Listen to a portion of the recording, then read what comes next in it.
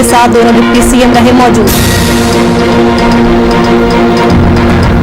झारखंड प्रदेश कांग्रेस ने केंद्र सरकार पर बोला हमला, कोरोना फैलाव के पीछे केंद्र सरकार को ठहराया जिम्मेदार। कांग्रेस वक्ता बोले बीजेपी ने आपदा को बनाया अवसर। सुल्तानपुर में पंचायत अध्यक्ष प्रत्याशी ने विपक्ष पर लगाया आरोप, विपक्षी प्रत्याशियों से मिल रही धमकियां। एसपी ने कहा चुनाव भयमुक्त और होगा निष्पक्ष।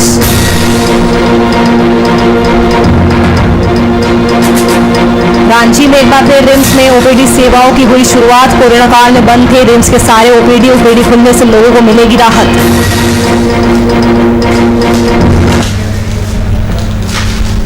नमस्कार, वीआईपी न्यूज देख रहे हैं आप। मैं आपके साथ नुपुर सक्सेना। रुक करते हैं खबरों की ओर। बिहार के मुख्यमंत्री नीतीश कुमार ने पटना से लेकर दिल्ली तक बसे लोगों को बड़ी सौगात दी है। सीएम नीतीश ने आज वर्चुअली 150 से अधिक भवनों का उद्घाटन और लगभग 6 दर्जन भवनों का शिलान्यास किया। उन्होंने इस कड़ी में दिल्ली में बने बिहार सदन भवन का भी लोकार्पण किया। इसके साथ ही उन्होंने 12 विभागों के 73 भवनों का भी शिलान्यास किया।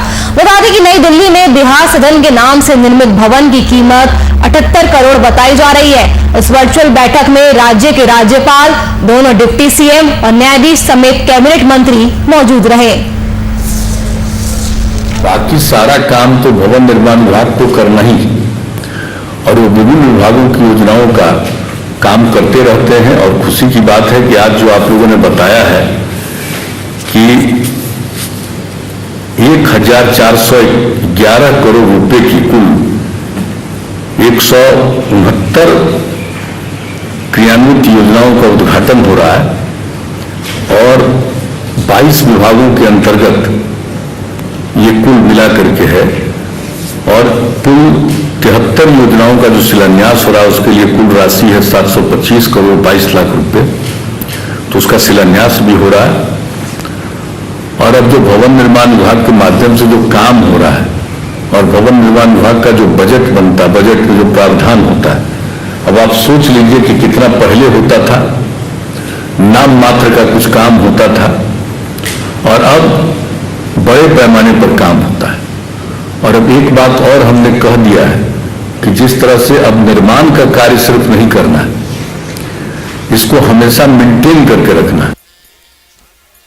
इसी खबर पर ज्यादा जानकारी के साथ हमारे संवाददाता कुमार गौतम जुड़ चुके हैं। कुमार गौतम, आपसे जानना चाहूंगी, सीएम नीतीश कुमार ने दिल्ली में बड़ी सौगात दी है, बिहार सदन का शिलान्यास किया गया है। इस सदन की क्या कुछ खासियत है, क्या खूबियां है? देखिए मुख्यमंत्री नीतीश कुमार का ये ड्रीम प्रोजेक्ट था कि दिल्ली में एक ऐसा सदन हो जहाँ बिहार के जो भी अधिकारी जाए वहाँ तमाम व्यवस्थाएं हो। हालांकि वहाँ पहले से दिल्ली निवास में एक भवन थी, लेकिन वो उस तरीके की हाईटेक थी।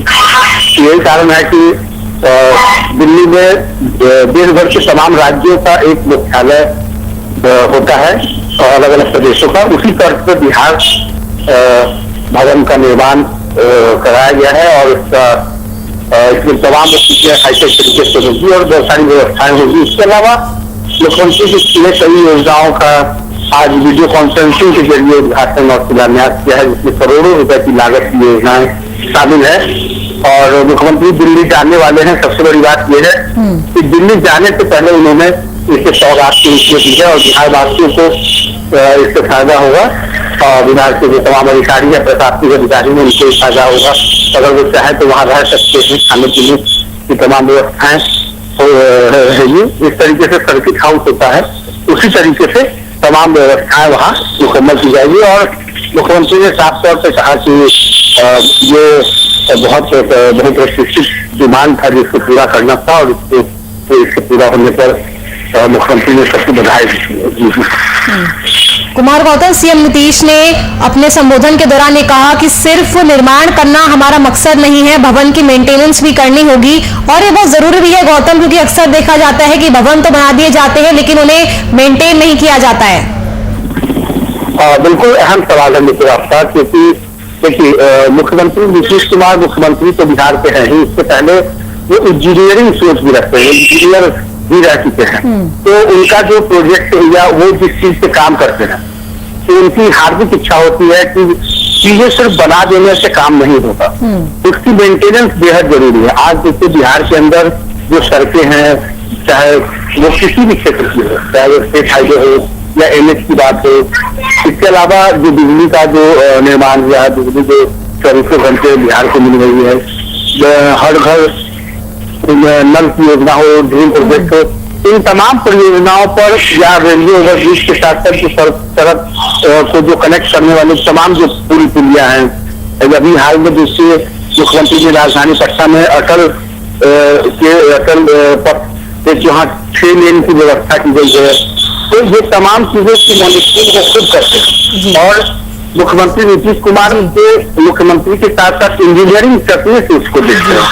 लिहाजा यही कारण है कि बनने के साथ साथ उसके मेंटेनेंस की चिंता भी करते हैं। अभी आप देखिए कि जो बट्टा का म्यूजियम वहाँ पर इस बना देने से उन्होंने ये भी कहा था, बिल्कुल ये देखना होगा कि अब ये भवन तो बन गया है, लेकिन अब इसकी मेंटेनेंस किस तरह से की जाती है। चलिए गौतम, शुक्रिया आपका तमाम जानकारी हम तक पहुंचाने के लिए।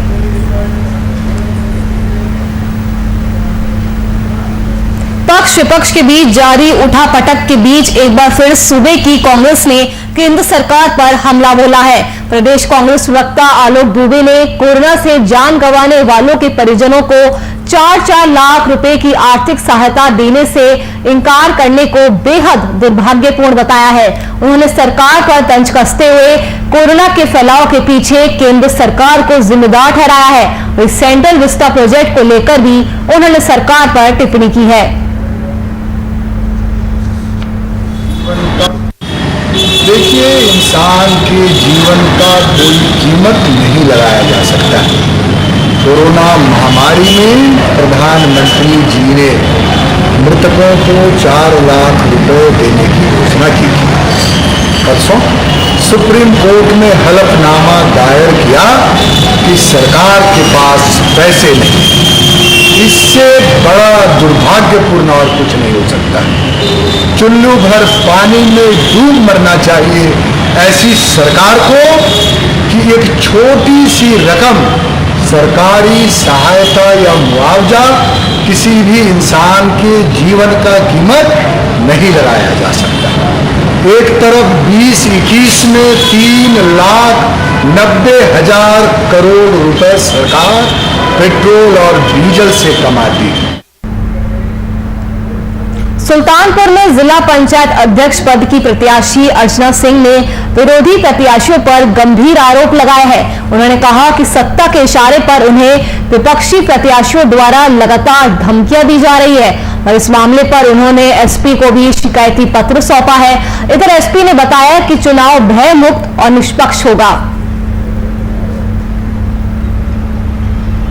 निर्वाचित जिला पंचायत सदस्यों का मैं आभार व्यक्त करती हूँ, क्योंकि वो पूरी तरह से मेरे साथ हर समय हर वक्त खड़े हुए हैं और अभी भी मेरे समर्थन में हैं। मैं आप लोगों से यही अनुरोध करती हूँ कि मैं किसी से डरने वाली नहीं हूँ। जिला सुल्तानपुर के जितने भी विधायक हैं पूरे जिले के, वो विकास करने के लिए आते हैं, ना कि किसी से बदला निकालने के लिए आते हैं। और मेरे लिए पक्षपात जो हो रहा है, मैं वही एसपी साहब से अपनी रिक्वेस्ट लेके आई थी कि मैं इंडिपेंडेंट चुन के आई हूँ और मुझे लड़ने का पूरा अधिकार है। लोकतंत्र में सबको अच्छे से लड़े और ये भी सामने मेरे जो भी मेरे विरोधी हैं, मैं किसी से डरने वाली में से नहीं। ये वार्ड नंबर 24 से जिला पंचायत सदस्य अर्चना सिंह जी आई थी और उन्होंने एक प्रार्थना पत्र देकर निष्पक्ष और भयमुक्त चुनाव कराने की अपील की, जिसके लिए उन्हें पूरी तरह आश्वस्त किया गया। साथ ही उन्हें 2 सुरक्षाकर्मी, जैसा कि प्रत्येक जिला पंचायत सदस्य को सुरक्षा हेतु प्रदान किए गए हैं, वो भी उन्हें दिए गए हैं, जिसे उन्होंने लेने से इनकार कर दिया है। इस संबंध में उनसे अनुरोध किया गया कि वो अब सुरक्षाकर्मी अपने पास रहें, ताकि किसी तरह का भय और किसी तरह के दबाव से वो स्वयं मुक्त रह सके। और इसी पर चर्चा करने के लिए हमारे साथ हमारे संवाददाता दिनेश श्रीवास्तव जुड़ चुके हैं। दिनेश, सुल्तानपुर में अध्यक्ष प्रत्याशी ने विपक्ष पर गंभीर आरोप लगाया है कि विपक्षी प्रत्याशियों से उसे धमकियां मिल रही है। ये धमकी आखिरकार क्यों मिल रही है और किस तरह की धमकियां मिल रही है? बिल्कुल जी, मैं बताना चाहता हूँ कि अर्चना वार्ड नंबर 24 से जिला पंचायत सदस्य जीती है और वो पवन दावेदारी कर रही है निर्विरोध। मैं चुनाव लड़ना चाहती हूँ और उसके प्रशासन द्वारा उनकी हर सफाई कुछ दिन पहले वीडियो वायरल हुआ था, काफी पुराना। उसके FIR लिखने के बाद तब से अर्चना सिंह ने अपना कोई पर दिक्कत चाहिए कि हमको जाना नहीं चाहिए और हमको स्वतंत्र तरीके से लड़ने से यहाँ के विधायक और मेनका जी पे आरोप लगाया। दिनेश, एसपी को उन्होंने शिकायती पत्र भी सौंपा है, एसपी की तरफ से अभी तक कोई प्रतिक्रिया सामने आई है? पुलिस अधीक्षक ने यह कहा कि हमने सुरक्षा जो पूरे उत्तर प्रदेश में सुरक्षा जिला पंचायत सदस्यों को दी गई है, इनको भी सुरक्षा दी जा रही है, लेकिन इसके द्वारा मना किया जा रहा है और वो निष्पक्ष करने का वादा कर रहा है। शुक्रिया दिनेश, आपका तमाम जानकारी हम तक पहुंचाने के लिए।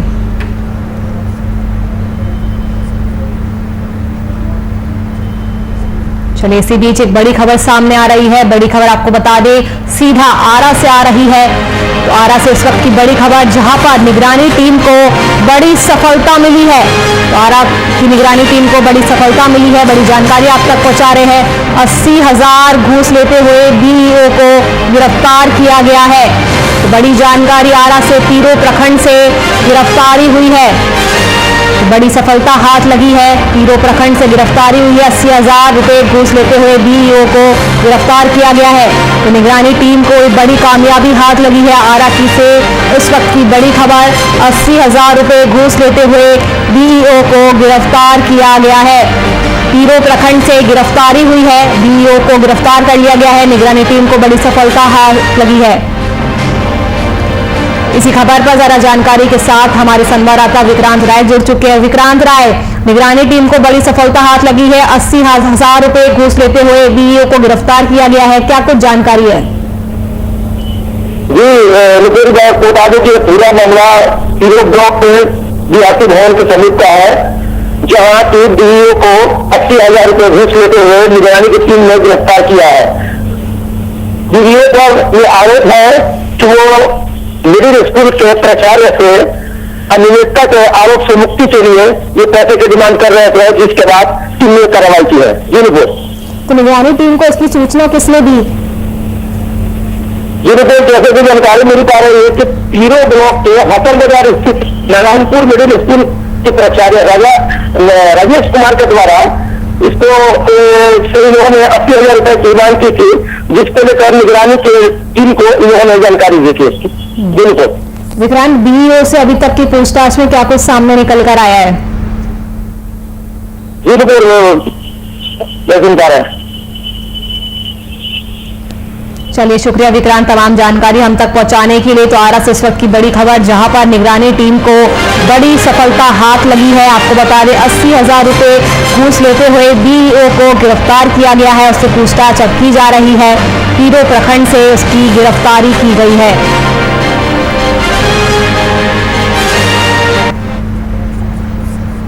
चलिए बढ़ते हैं आगे। आज भारत समेत पूरे विश्व में अंतर्राष्ट्रीय योग दिवस मनाया जा रहा है। रायबरेली मॉडर्न रेल कोच कारखाने परिसर में अंतर्राष्ट्रीय योग दिवस हर साल की भांति इस साल भी मनाया गया, जहां पर मॉडर्न रेल कोच कारखाने के अधिकारी और उनके आवास के कर्मचारियों ने स्टेडियम में योग दिवस मनाया। पिछले साल के भांति इस साल भी कोरोना के तहत योग दिवस पर सामूहिक आयोजन नहीं किए गए। कोविड-19 को देखते हुए 2 गज की दूरी के साथ अंतर्राष्ट्रीय योग दिवस पर योग किया गया।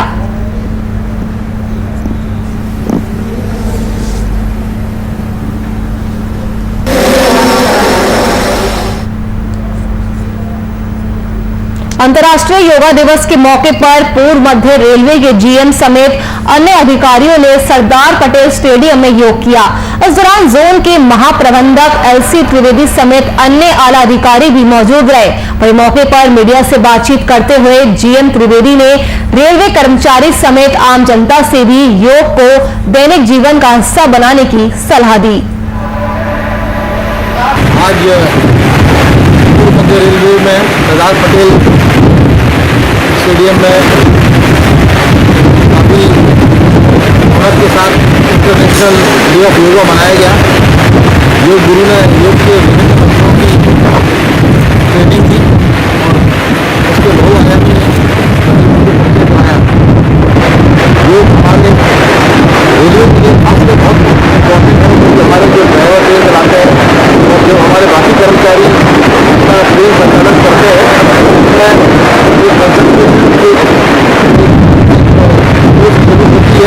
और जो को सीधा बढ़ावा मिलता है।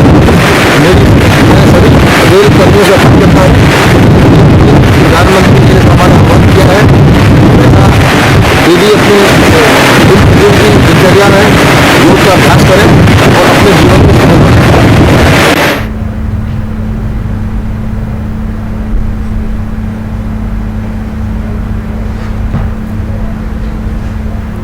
पाकुड़ जिले के सदर प्रखंड पाकुड़, हिरणपुर और लिट्टीपाड़ा सहित अन्य प्रखंडों के कई गांवों में पानी की पूर्ण रूप से निकासी नहीं होने के कारण जल जमाव जैसी स्थिति पैदा हो गई है।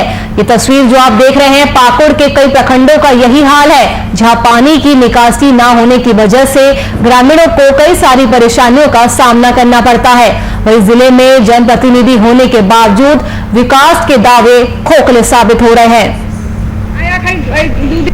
बोलेंगे जे पानी जैसे यहाँ से निकलने का सुविधा होना चाहिए, ड्रेन हो ऐसे पानी के लिए ड्रेन हो जाना चाहिए। पानी जैसे निकलेगा बहुत आदमी सबको दिक्कत होता है, माल जाल के भी दिक्कत होता है, आदमी लोग की भी दिक्कत होता है, गाड़ी घोड़ा भी पार होने में दिक्कत होता है।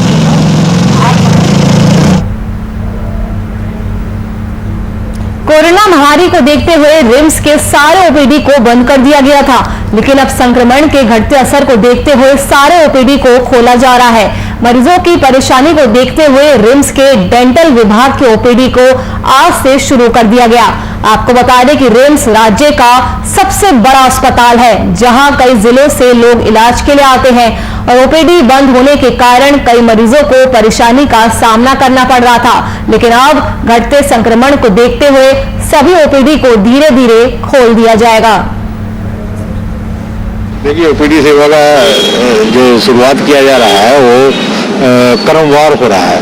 पिछले सप्ताह हम लोग ने IENT ऑर्थोपेडिक सेवा शुरू की थी ओपीडी की, और उसमें जो हम लोग देख रहे हैं कि रिस्पांस हो रहा है, जिस तरह से मरीज आ रहे हैं, उसको देखते हुए आज से डेंटल ओपीडी की सेवा शुरू की गई है और कल से बाकी सब ओपीडी की सेवा, सब विभाग की ओपीडी की सेवा यहाँ भी शुरू कर दी जाएगी, जैसे मेडिसिन की, सर्जरी की, सब।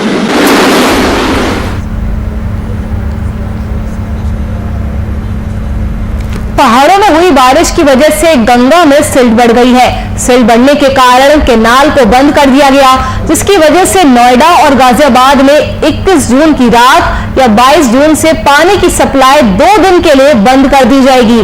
गाजियाबाद के इंदिरापुरम, वसुंधरा, वैशाली, कौशाम्बी और सिद्धार्थ विहार में जल सेवा बंद रहेगी। गंगा जल परियोजना 2 दिन के लिए पानी की सप्लाई को बंद करेगा और 2 दिन बाद दोबारा से पानी की सप्लाई चालू कर दी जाएगी। सिंचाई विभाग द्वारा कल अवगत कराया गया कि दिनांक 18 को अपर गंगा कैनाल में एक्सेस सिल्ट आ जाने की वजह से अपर गंगा कैनाल को हरिद्वार से बंद कर दिया गया है, जिसका प्रभाव हमारी वाटर सप्लाई पर भी पड़ सकता है। आज शासकीय अभियंता से बात हुई सिंचाई विभाग में, तो उनके द्वारा यह अवगत कराया गया कि संभवतः यह नहर कल प्रारंभ हो जाएगी, कल रात तक। तो इस जो हमारी 18 तारीख को कैनाल बंद हुई है, इसका असर हमारे प्लांट पे संभवतः आज रात या कल दिखाई देगा। मेरठ के कई गांवों में गंगा नदी का जलस्तर बढ़ने से लोगों की समस्याएं भी बढ़ गई है। मेरठ के कई गांव जो गंगा किनारे बसे हुए हैं, उनमें चारों तरफ पानी बढ़ता ही जा रहा है। वहीं डीएम के बालाजी ने मौके पर निरीक्षण करते हुए रेड अलर्ट जारी कर दिया है। इसके साथ ही जिलाधिकारी ने निरीक्षण करते हुए पुलिस फोर्स भी तैनात की है। वहीं लोगों की समस्या को देखते हुए डीएम ने कई सुविधाएं भी मुहैया कराई है। पिछले 2 दिनों से हरिद्वार और बिजनौर से ज्यादा पानी छोड़े जाने के कारण गंगा में जलस्तर बढ़ रहा, लगभग 4 लाख क्यूसेक तक पानी बिजनौर से छोड़ा जा रहा था, मगर अभी वर्तमान में स्थिति है तो कम होकर 1,76,000 क्यूसेक तक हो गई। तो जैसे सूचना मिली, हम लोग हर्षिदापुर और परिषद ब्लॉक के जो गाँव गंगा किनारे हैं, उन सारे जगहों पर हम लोगों ने अलर्ट कर दिए हैं और हम लोग नाव का भी व्यवस्था किए हैं और सिंचाई विभाग के अधिकारीगण पूरे बंदे के सुरक्षा में लगे हुए हैं और प्रशासन के अधिकारी भी कंटिन्यूअसली लोगों के टच में हैं। अब तक जो पानी जो मैक्सिमम चल रहा था उस समय की आबादी प्रभावित नहीं हुई। आगे भी हम लोग सतर्क चलते रहे। एक और जहां सरकार विकास के लाख दावे करती है तो वहीं दूसरी ओर जमीनी हकीकत तो कुछ और ही बयां करती है। ये पूरा मामला रामगढ़ के पतरातू के पीटीपीएस कॉलेज से लेकर मस्जिद कॉलोनी का है, जहां मुख्य सड़क की हालत जर्जर होती जा रही है।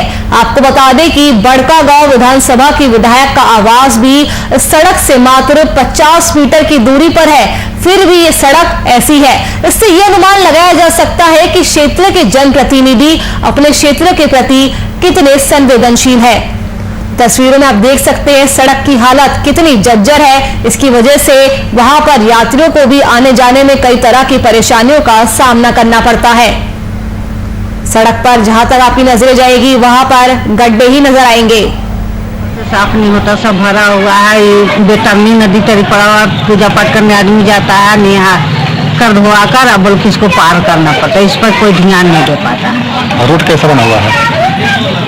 रोड बहुत खराब है, देखिए रही स्थिति, तो फोटो भी डाल सकता है आदमी, स्थिति तो बहुत खराब है रोड का। एक लेडी यहाँ पे दूध लेने मतलब लेके उधर से आ रही थी तो वो पिछल के गिर गई थी यहाँ पे, ठीक है। और फिर देख ही रहे आप कितना जर्जर रोड यहाँ पे, और बरसात की वजह से पूरा पिछल मतलब स्लिपरी हो गया है पूरा, जिससे किसी का भी किसी को भी चोट आ सकता है और आवागमन में भी बहुत दिक्कत हो रहा है।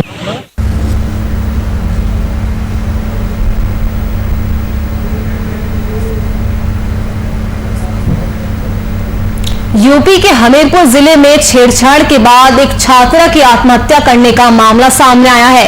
ये मामला हमीरपुर जिले के मझगवा थाना क्षेत्र के खड़ाकर गांव का है। पिता का आरोप है कि 1.5 महीने पहले प्रधानी की जीत में कुछ लोग गांव में जश्न मना रहे थे, जहां आधा दर्जन लोगों ने उनकी बेटी को डीजे पर जबरन नचाने का प्रयास किया और विरोध करने पर अभद्रता करते हुए उसके साथ मारपीट भी की गई, जिसकी शिकायत उसने पुलिस से की थी। वही पुलिस ने कुछ आरोपियों को गिरफ्तार भी किया था, जिनको थाने से ही छोड़ दिया गया।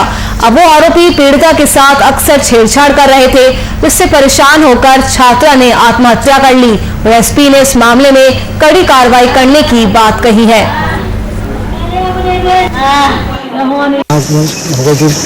दो लड़ाई चुनाव के लिए में तो राज्य हमारी आ रही थी, दूसरे आ रही थी बच्ची, तो ये डीजे लगाए थे रास्ता में, लड़की ने कही भैया डीजे ये करें करो साइड से, बोले निकल रहे, तो बोले डीजे ना हटो, गीता ने भाई तो में हटो, तो वो सनी आए तो उसने दाड़ पकड़ के उनका तो टमाटर ना आ जाए, और पकड़ के नचाने हो सकती है। ग्राम खड़ाकर थाना मझगवा में 2-3 मई 2021 को डीजे कुछ लोग बजा रहे थे और डांस वगैरह कर रहे थे, जुलूस निकाल रहे थे पंचायत चुनाव के बाद परिणाम को लेकर। उसके दौरान नृपत सिंह जा रहे थे, रास्ते में उनसे विवाद हो गया, उनके घर वाले भी आ गए, उनकी पत्नी और उनकी भतीजी, उनों से विवाद हो विपक्षियों का। इस संबंध में 4 मई को इन्होंने अभियोग पंजीकृत कराया, जिसमें 351 का 147, 188 अन्य धाराओं में मुकदमा पंजीकृत किया गया। खबर पर ज्यादा जानकारी के साथ हमारे संवाददाता आनंद अवस्थी जुड़ चुके हैं। आनंद, हमीरपुर में छेड़छाड़ के बाद छात्रा ने आत्महत्या कर ली, पूरा मामला क्या है, विस्तार से बताइए। जी बिल्कुल, मैं बता दूं कि पंचायत चुनाव के बाद यहाँ पर प्रधानी के जो जीत का जश्न मनाया जा रहा था, उसी दौरान छात्रा वहां से निकली और उस छात्रा के साथ गांव के ही कुछ युवकों ने छेड़छाड़ करी। तो इसको लेकर के उसने शिकायत करी, लेकिन वो आए दिन छेड़खानी करते रहते थे। उसी को लेकर के आज छात्रा ने आज आत्महत्या कर ली है। जी जी, इस पूरे मामले में पुलिस की कार्यशैली पर भी सवाल खड़े हो रहे हैं। जी बिल्कुल, अगर बात करी जाए पुलिस की तो बिल्कुल सही है, क्योंकि जो भी आरोपी हैं, जो छेड़खानी में आरोप में आए थे, उनको थाने लाया गया, लेकिन कुछ ही देर बाद उनको थाने से छोड़ दिया गया। तो ऐसे में उनके हौसले भी बुलंद हुए, तो उन्होंने फिर घटना कई बार करी, उसी से आहत होकर के छात्रा ने आत्महत्या कर ली। आनंद, अगर पुलिस ने आरोपियों को नहीं छोड़ा होता तो वो उसके साथ फिर से छेड़छाड़ नहीं करते और फिर छात्र आत्महत्या नहीं करती, उसकी जान कहीं ना कहीं बच सकती थी। जी बिल्कुल, इसमें पुलिस की कार्यशैली पर सवालिया निशान बिल्कुल उठते हैं, कि अगर ऐसी घटना को पहले से ही हमको छलाया गया होता तो इस तरह की घटना ना होती। तो भी प्रदेश की योगी सरकार भी महिलाओं के फिलहाल और उसके जैसी हेल्पलाइन बनाई हुई है, लेकिन वो हमें तो निर्णय थोड़ा सा नाकामयाब साबित नहीं है। शुक्रिया आनंद अवस्थी तमाम जानकारी हम तक पहुंचाने के लिए।